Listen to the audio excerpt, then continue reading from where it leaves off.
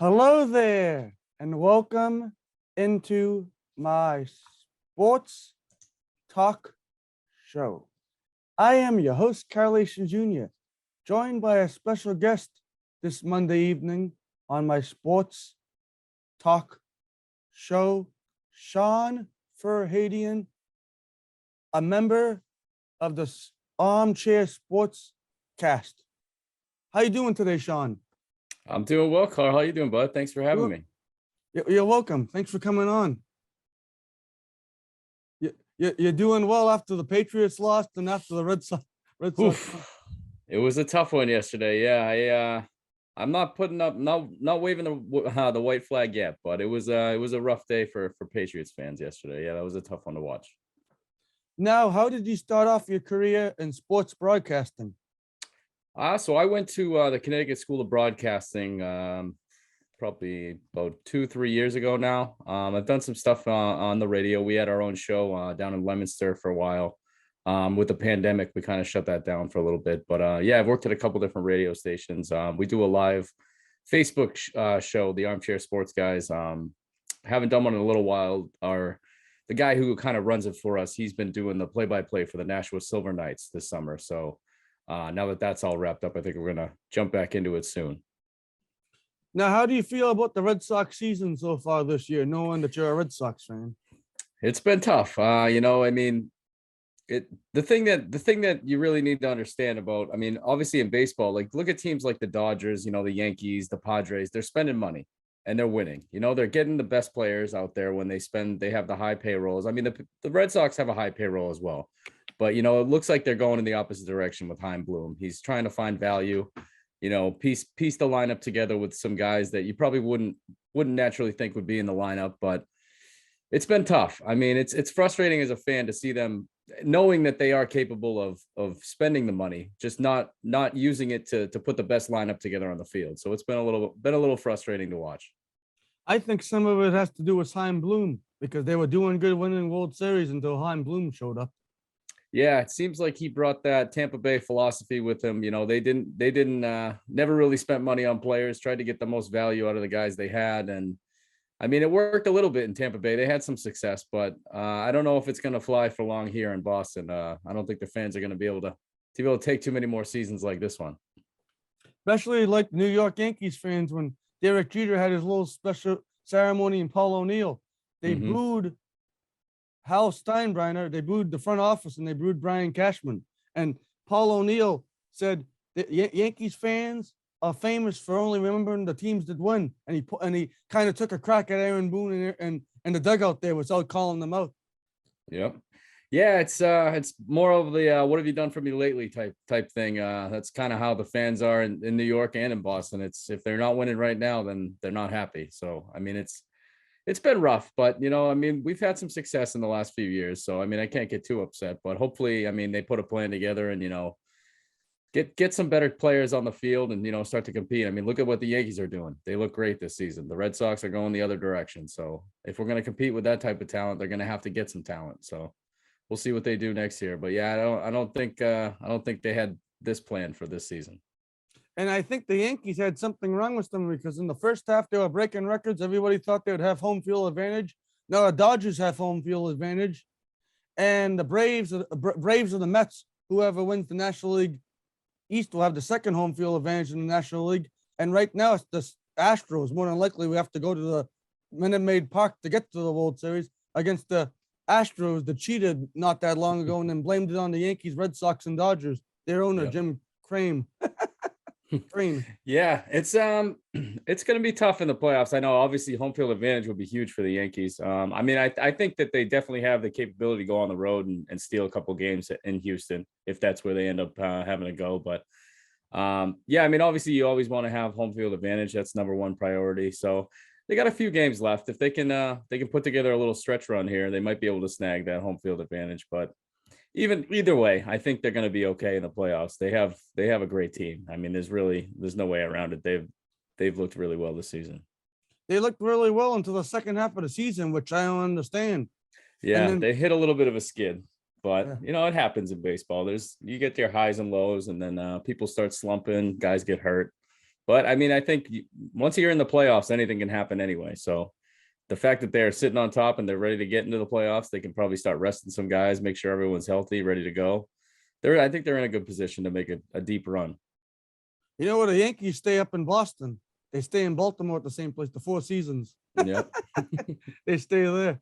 And the Red Sox get to sleep in their beds tonight. Yep. Yep. But Yeah, it's nice to be home. But I mean, it's nice to see them winning some games against the teams they should be beating. I mean, Baltimore is obviously a lot better than they were last year, but I mean, you'd think the Red Sox should be able to handle them pretty easily. So, I mean, the last couple of days they've won some games.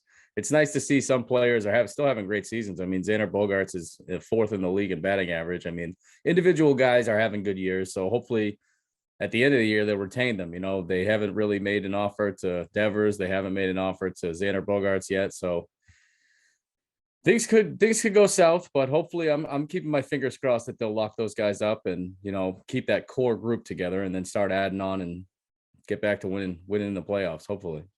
you did sign up Kiki, which is a good sign. Yeah, that's a good start. I like him. He fits the mold here well in Boston. He's plays hard, doesn't really talk much, and, you know, just puts his head down and plays baseball. And that's what we need, is guys like that are just gonna, you know, do their job every day. So I like that signing. I think that was a smart move. I think he's a good clubhouse guy. I think he has a really good relationship with a lot of the guys on the team and Alex Cora. So I think that's a good place to start. Now, hopefully they can, you know, lock up some of the bigger names and we'll go from there.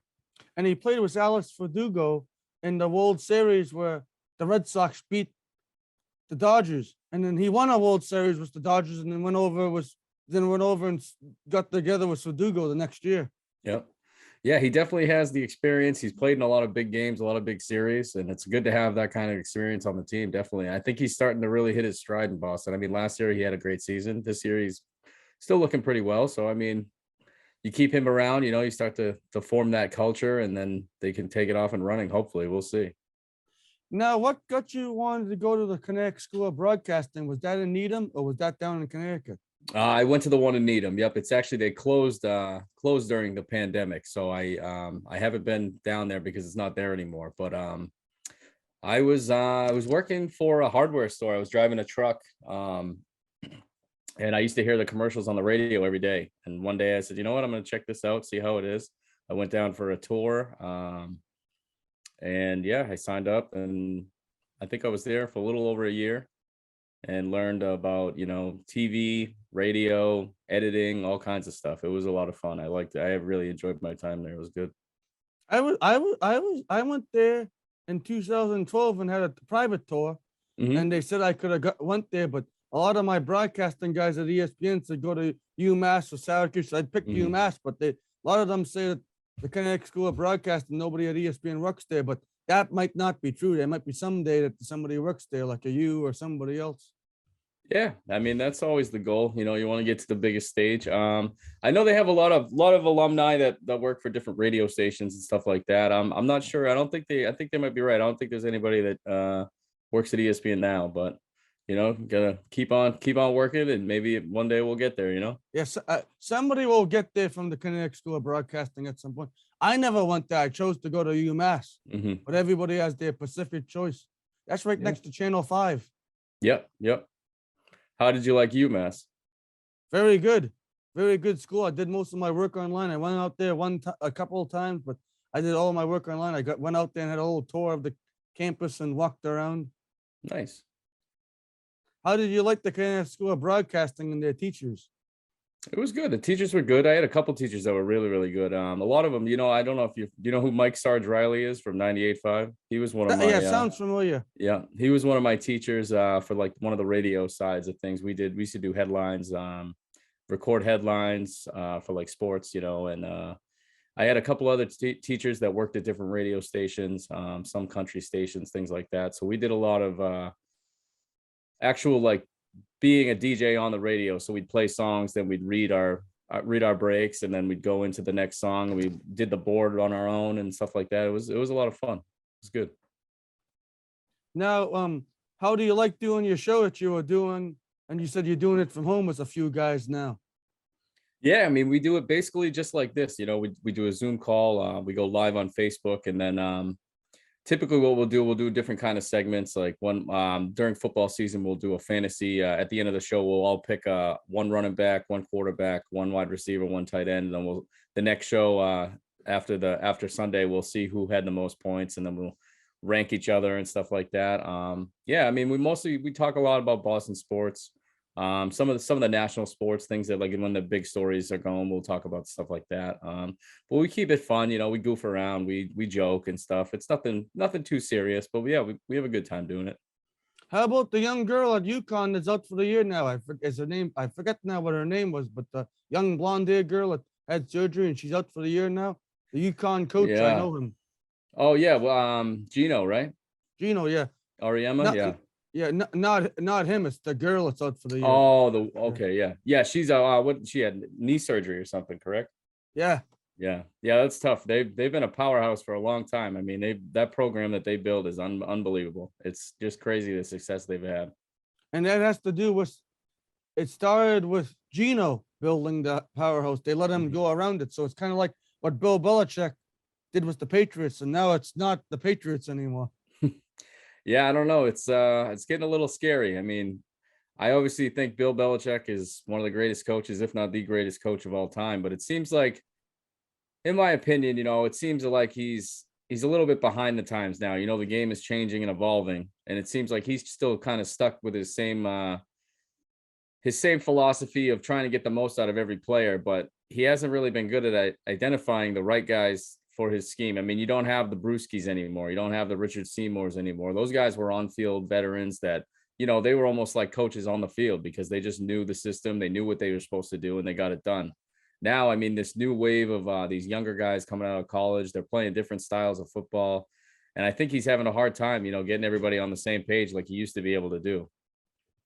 Plus, one thing that he made a big mistake was going at it was Brady. I don't know why Bill Belichick didn't, Robert Kraft didn't get rid of Bill Belichick or made him up in the front office and had like Josh I can't think of McDaniels, yeah. McDaniels, yeah, excuse me. Josh McDaniels, the head coach, instead of losing him, because Belichick could have still went up there, but I guess what's his name still knows what he's doing.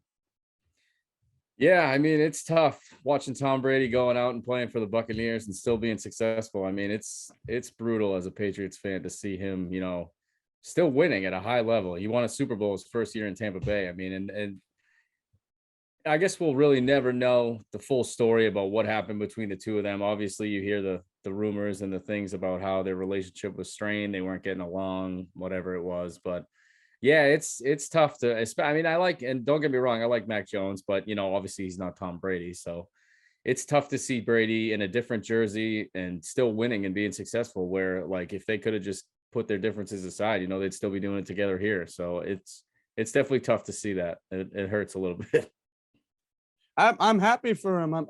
I was happy last year. I'm a Patriots fan, but I was happy last year. I rooted for him just to beat the Patriots that game, and I was happy.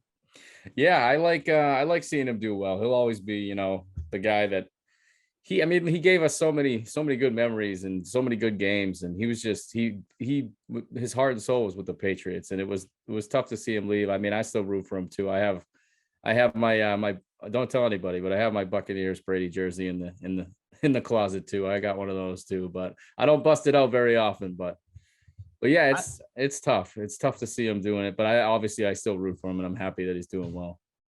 I don't get my Brady jersey yet. I need to get one of those. I haven't got one of those. But I was happy when he beat the Patriots last year, even though I was a Patriots fan. I wanted him to hand it to Bill Belichick.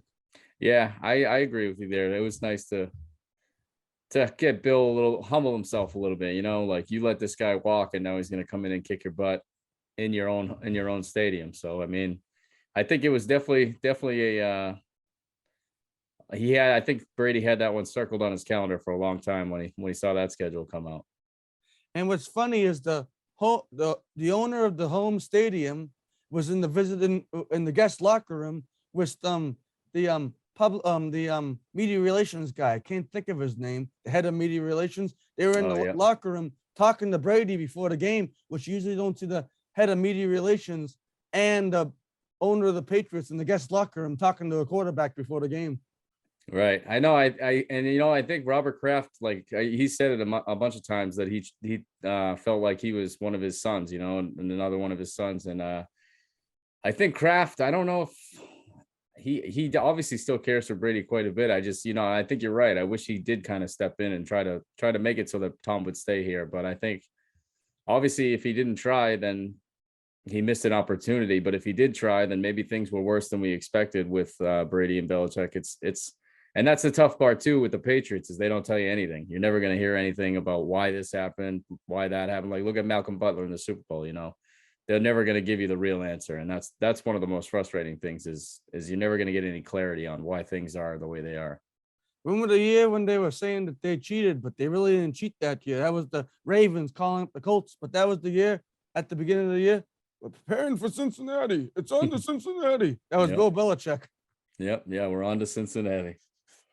And look Yep. what happened. I told somebody, I bet you at the end of the year, that'll be a saying when we win the Super Bowl. I predicted the Patriots would beat Seattle and the Seattle would go back there. And people thought I was nuts.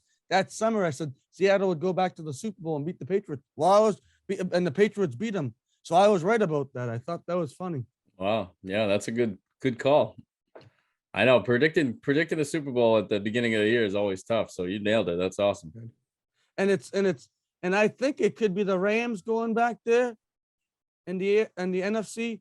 More than likely, maybe the Tampa Bay Buccaneers, now that they have a good coach. I think that's why Brady decided to come back. Him and Bruce Arian. I don't think Bruce Arian and him at the end, I don't think they saw eye to eye. So when Todd Bowles came over, who coached the Jets, and he did terrible, but it wasn't his fault. Then he went over to then he went back to the Buccaneers where he was the head coach under Bruce Arians with Arizona and the Colts. He was a coach under there. And Todd Bowles took over. And I think the defense is a lot better this year. I think the weapons are a lot better this year on the team. All the weapons were getting injured last year. You have a whole Lugo Jones on the team now. Yeah, they've definitely I think Bowles he fits that team very well. I mean, their defense, obviously a defensive minded guy. So their defense has been good for a couple of years. So bringing him in, he knows how to run a defense. And I think you saw it against Dallas yesterday or last night. They couldn't get anything going. I mean, obviously, Dak Prescott got hurt late in the game, but even Ezekiel Elliott, none of those guys could go anywhere. There was no holes for them to run through. The coverage was tight. Only holding Dallas to 3 points is a pretty big deal. I mean, because they definitely have weapons too, and they have some young guys that should be studs. But yeah, that Tampa Bay team is very well rounded, and yeah, Julio Jones, he looked good. Couple nice catches from Brady. I think Brady's going to really like throwing to him. And Godwin a little banged up. I think he hurt his knee again yesterday or something. But I mean, they have Mike Evans, they have Julio Jones. They have plenty of weapons. Especially they have like 4 different running backs they can use in any kind of scheme as well. So they're a scary team in the NFC for sure. And they had Gronk, but now he's retired. But they said they'll go away from him. But he always is one of the ones like a Brett Favre. I'm coming back. But I think he's done now. Yeah, it seems like he's kind of over football. I think if the right situation presented itself and they were willing to tell him, Gronk, you want to come back for the last 2 games and then play in the playoffs, I think he'd think about it. But it seems like he's happy with where he's at. He's had a lot of grueling injuries in his past, a lot of back surgeries. I don't think he'll come back. I mean, it would have to be, in his eyes, the perfect scenario to do it. So I don't know. You might see Gronk, but I doubt it. I don't think he's coming back. I think Tom Brady will be hard to get rid of. His wife wanted him to retire, and he still came back. Yeah, it's crazy what he's been able to do at his age. I mean, I know, and I think he's basically hit all his goals. He said he wanted to play till 45. He's 45 now, so I wouldn't be surprised if he and it sounds like there's a lot of pressure from his wife to for him to stop. So I think you're going to see him probably retire again at the end of this season, because I think everybody held him to such that high standard when he said, I'm going to play to 45. I'm going to play to 45, that he didn't want to let anybody be like, oh, well, you didn't do it. So I think the fact that he's at 45 now and he's still playing at a high level, I think he could probably play till he's about 48 if he really wanted to. But I think with just the way his home life is now, and he's already exceeded, every goal he set for himself. So I mean, I wouldn't be surprised if he actually did retire at the end of this season, but I also wouldn't be surprised if he came back again. I mean, you could it could be another, like you said, the Brett Favre situation. I'm done, I'm back, I'm done, I'm back. But we'll see. And the only reason Brett Favre didn't get the Minnesota Vikings a Super Bowl and their first Super Bowl in a while, I don't think they've won a Super Bowl. I'm not sure. They might have won one years ago, but they haven't won one in a while. Was because of the stupid Saints and they're paying money, and they finally got in trouble for it. But it was not like the Patriots, where the commissioner just went after the Patriots because he doesn't like them. The Saints were, I'll give you this amount of money to go after Brett Favre. Yeah, the bounty gate they had back then. Yeah, and I know they suspended the head coach for the full season, but I don't remember. It's been a while now, but what they imposed for penalties on the Saints definitely wasn't anywhere near what the Patriots got hit with. But and that's a more serious type of thing anyway. Like, you're trying to really injure guys on purpose. I mean, you'd think that they take that a lot more seriously than they would for deflated footballs or something like that. But that's just the way. So many things in the NFL are just head scratchers, the way they handle different player suspensions and stuff like that. It's never consistent, and that's the problem. My guess is, I don't think in my line of work the Patriots did that. They had the Spygate thing, but the only reason they had the Spygate thing was because of the Eric Mangini used the guy the week before. Mm-hmm. Yeah, that was I think that was Mangini, trying to blow the whistle or make himself look better because they let him go, and he wanted to, get back at Bill. So he started his smear campaign against the Patriots after they told him to kick rocks, so. But yeah, I mean, it's been a while since all that stuff, but you never get over it. It's terrible when things like that happen. You don't want to see your team's headlines like that, and you lose draft picks and get fined and all that. It's a tough situation. So, I mean, it's just, yeah. I mean, you wish you never had to hear about it, or you wish that it wasn't your team or it was somebody else doing something stupid. But it was a rough couple of years for a while in the middle of all those things. And the Astros are even a worse scenario, just like the Saints. They went in, they beat the Red Sox, they beat the Yankees, then they beat the Dodgers, and then Jim Crane, I think it's Jim Crane, the owner there, complained, and then now the commissioners is worse as Roger Goodell, the baseball commissioner, saying the Red Sox were part of it, the Yankees were, the Dodgers were. Well, how can they be a part of it, Shawn, if the Astros were able to beat the Red Sox, beat the Yankees, beat the Dodgers? The Red Sox and the Yankees would have been able, one of them would have been able to beat the Astros and move on and face the Yankees and maybe went to play the Dodgers. Well, those guys were not stealing signs. It's just the Houston owner is not a great guy. No, yeah, and it's crazy too to me. Like, baseball is starting to fall into that similar type of. They just seem like, when it comes to like any kind of scandal or any kind of suspensions and stuff, they just seem lost in how they're going to handle it. Like, same thing as the NFL. I mean, look at, none of the players got suspended, and they all participated in it, and all they did was fire a couple coaches and just kept going on their merry way. New coach, back on the field, no player suspensions, they didn't lose really anything. So, I mean, they're setting a bad precedent when you don't punish cheating like that, because then you know what, the next team's just going to find a more smooth or suave way to do it, and then maybe they won't get caught. But it's still, I wouldn't be surprised if there's teams that are still doing something like that, especially. I was going to say, especially since they didn't really punish the Astros. And I wouldn't be surprised if the Astros are still doing that behind Dusty Baker's back. I know Dusty Baker is a very religious man, big Christian. I've read about him before. I don't think he would do something like that, but I wouldn't be surprised if the people are going behind his back, stabbing him in the back, trying so they can get and win it. Yeah. Especially Jose Altuve. Yeah, it seems like he was one of the central parts of that, and then he tried to deny and say he didn't know anything about it and all that. But I don't know. It's tough, because you want to think that these guys are playing the game for the right reasons, but at the same time, that everybody's looking for a competitive advantage in some way or another. So I agree. I wouldn't be surprised if there's still some kind of scandals or some way that they're doing it without anybody finding out. But You hope not. I hope not, at least. You want it to be a fair and competitive league, and you don't want anybody to have an unfair advantage. So I hope, and if it does come out again that another team's doing it, I hope that they actually give them, something more than a slap on the wrist, because it's just going to keep happening unless they, set a precedent and actually take matters in their own hands and really bring the hammer down on some of these teams. You know what I feel like, if it was if the Yankees did it or the Dodgers, they'd go after them more than the Astros, which I told one of my friends and he laughed. One of the baseball players. I'm friends with a lot of sports players and different people like you guys that are in the media and stuff. And one of my friends laughed and he agreed with me. I said the Astros are like the commissioner's pets.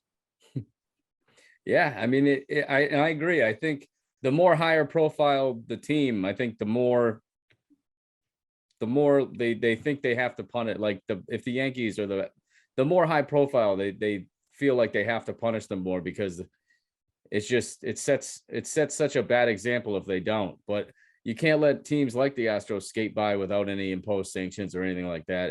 It should be one set of rules for every team. But yeah, I agree. It doesn't seem like if the Marlins did it, would anybody even have heard about it? Probably not. Nope. And it's yeah, I agree. It's like, it depends on your what high profile players, whose team it is. I mean, there's so many different variables that it's frustrating, because it should all just be one set for everybody, but it doesn't. Yeah, I agree. It doesn't seem to work that way. And what was funny is a couple of years before they won the World Series, the Astros, or as I call them, the stealing of the signs, in 17, Sports Illustrated predicted them, was it 4 years before, whatever, winning the World Series in 17. So how the heck can you predict something like that and the Astros win the World Series? Yeah, that's wild. I mean, I will say one thing about the Astros before all the scandals and everything. They did do a good job, because they were bad for a really long time. They did a good job at drafting the right guys and, developing their farm system. And then they all came up together. Correa, Altuve, they developed a nice, kind of like the Red Sox had a similar style. Like when they brought up Mookie Betts, Xander Bogaerts, all those guys that were homegrown came up together.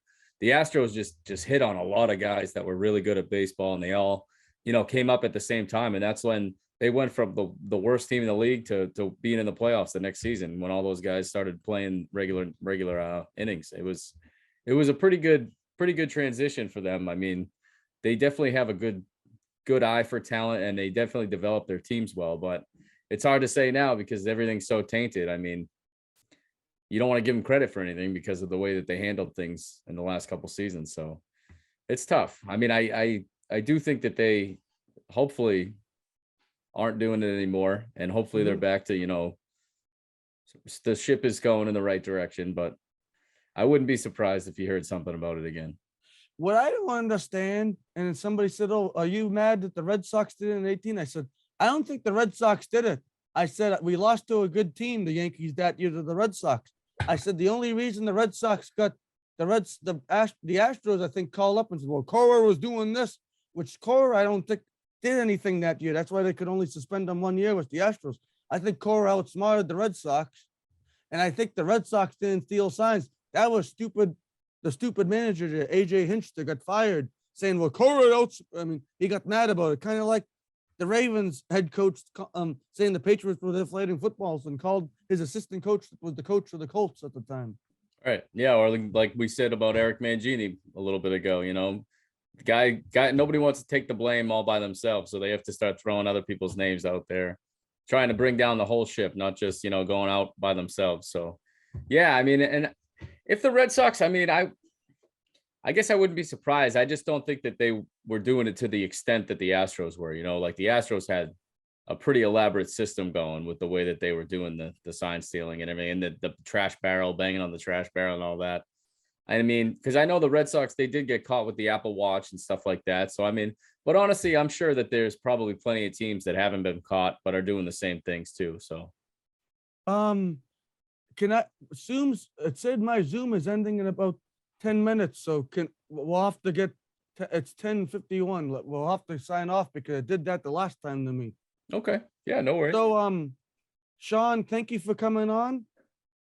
Yeah, no problem, man. I appreciate it. Thanks for having me. You're welcome, and maybe we'll have you on sometime again. Zoom's Sure. stupid now, whatever it does was my thing. I was doing it with my friend, and all of a sudden to shut off, I had to start over. But thank you for Okay. coming on. Enjoy the rest of your Monday night. This has been Carlation Jr. signing off until my next special guest on Thursday night, everybody. Thank you again, Shawn. Thanks you, Carl. You have a good one, bud. You too.